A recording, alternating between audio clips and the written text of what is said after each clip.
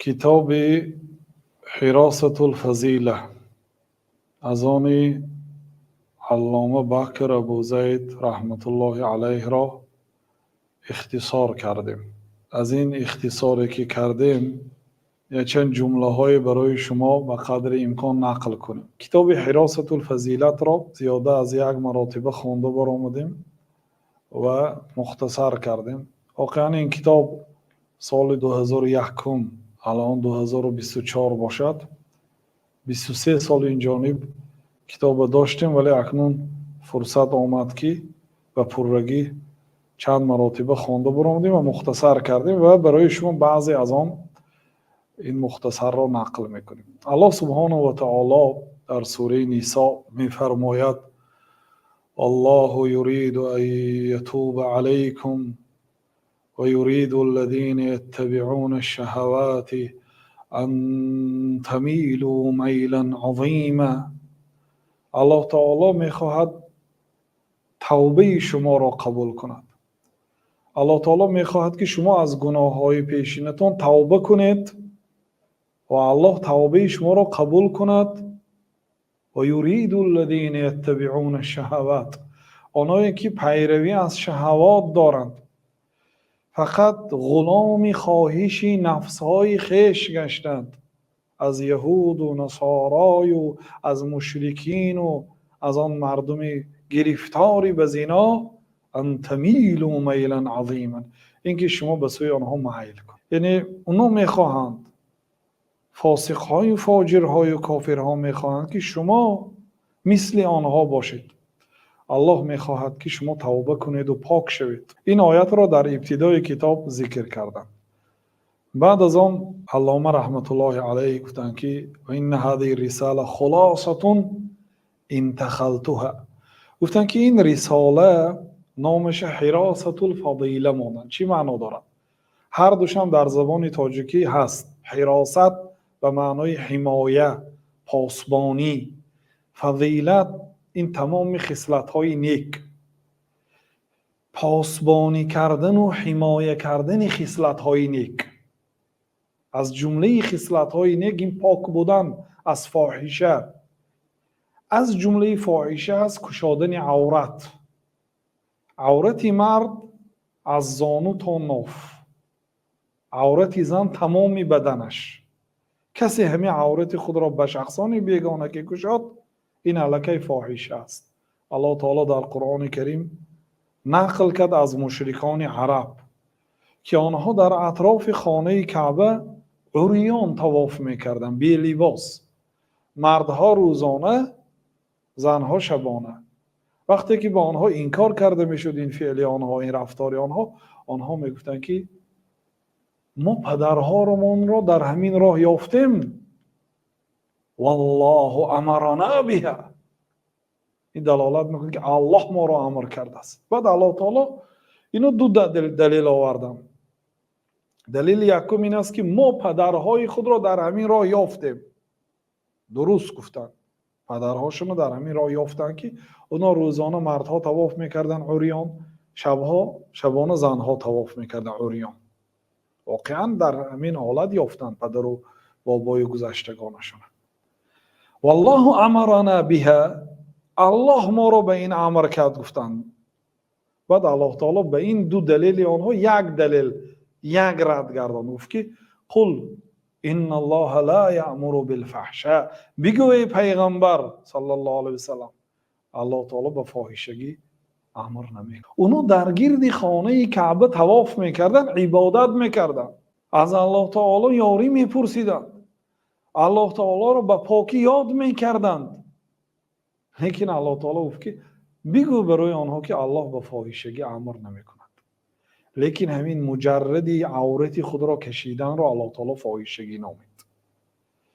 بنابراین حراسة الفضیله نام کتاب این است که حراست فضیلت، پاک بودن این فضیلت است. خیلی که در سوره نور الله تعالی گفت که مردهای پاک برای زنهای پاک و زنهای پاک برای مردهای پاک. پاک از زنا، اگر کسی که از روزی که به دنیا آمده است تا روزی وفاتش از زنا پاک باشد، این واقعا فضیلت است. حراست الفضیلت، حمایه فضیلت، یعنی پاکیگری. این کتاب گفتند خلاصه هست. خلاصه یعنی سخن در این باره زیاد هست و من خلاصه کردم، مغزی کلام رو برای شما جمع آوری کردم. گفتند انتخلتها، گفتند کلمه انتخلتها با اگر خا با حرف خا باشد معناش اختار اجوده، یعنی کتاب های زیاد رو خوانده برآمده، از بین آن کتاب ها بهترین سخن ها رو اگر انسان جدا کند این را انتخلتها میگوید. اما انتحلتها باشد با ها، این صفت مضموم هست، نسبت کلام الغیر الی النفس بدون اشاره، نسبت دادن سخن غیر به خود. یک سخن دیگر کس گفته از یک علامه گفته است، گویا که من گفته باشم از نام خودم سخنی اون کسی میگم، اشاره هم نمیکنم که این سخن از آن من است، گویا که سخنی من باشد. این نادرست است. امانت علمی این است که سخنی صاحب سخن را به صاحبش نسبت دادن لازم است، چی در کتاب باشد چی در برآمدها باشد. یعنی یک سخن عالم بزرگ گوی دو یک انسان گویا که از نام خودش گفته ایستاده است، این استنباط خودش هست، فکری خودش هست، سخنرانی خودش هست. نه، این امانت علمی نیست. بنابراین گفتن که انتخلتها یعنی از سخنهای علما بهترین آن را در این کتاب جمع آوری کردم. و استخلصتها، این کتاب را خلاصه کردم من نحو 100 کتاب و رسالت و مقالت عن المرأة، از 200 کتاب، بعضش رساله و بعضش مقاله. مقاله این است که یک آدم در یک گزیته مقاله می نویسد، در یک مجله مقاله می نویسد، آید زن. یا یک رساله کتابچه های معده در نظر داشته شده است، کتاب های مجلد نیو، رساله های معده. و کتاب گفته در عصر حاضر کتاب هایی که جلد دارد اینه گفته می شد. و الا کتاب حتی 2 جمله سخن سلیمان علیه السلام الله تعالی در قرآن کتاب گفت، انه من سلیمان و انه بسم الله الرحمن الرحیم. این نامه از سلیمان هست و این نامه با بسم الله الرحمن الرحیم شروع میشد. الله تعالی علیه و اتونی مسلمین، کلانیگری نکنید و نزد من مسلمان شده آید. وقتی که عبارت از همین جمله ها بود، وقتی که این مکتوبی حضرت سلیمان به ملکه بلقیس رفته رسید، گفت که اینی القی الی کتاب کریم، و من یک کتاب کریم آورده شد. کتاب نامید یعنی مکتوب، پیام. اما وقتی که اینجا گفتن که رساله و مقاله و کتاب که گفتن، یعنی مراد از کتاب های کلام، از رساله کتابچه های معده، از مقاله و مقاله هایی که در مجله ها نوشته میشد. یعنی زیاده از 200 کتاب و رساله و مجله جمع کردم، عدا کتب التفسیر و الحدیث و الفقه و نحوه، غیر کتاب های تفسیر، غیر کتاب های حدیث و فقه و غیر اینها. یعنی مراد از این 200 کتاب اون 200 کتابی که مخصوص درباره زن نوشته شده است.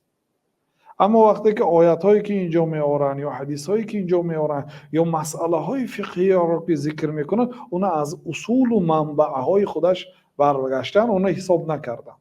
فقط کتابی که خاص درباره زن و درباره حجاب او و درباره فضیلت زن و حجاب او نوشته شده است 200 کتاب. خلاصه آن کتاب ها را به شما جمع آوری کردم.